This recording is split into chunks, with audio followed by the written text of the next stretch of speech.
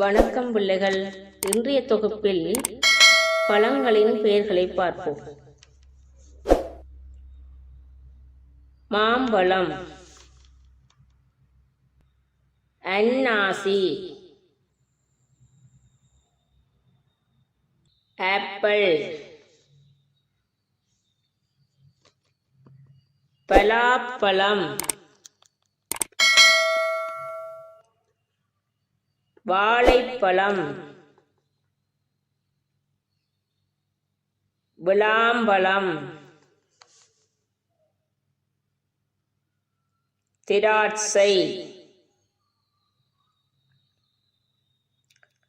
பப்பாளிப்பழம்,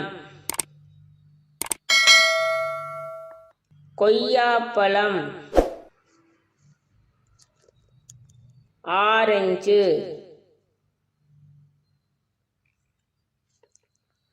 மாதுளை,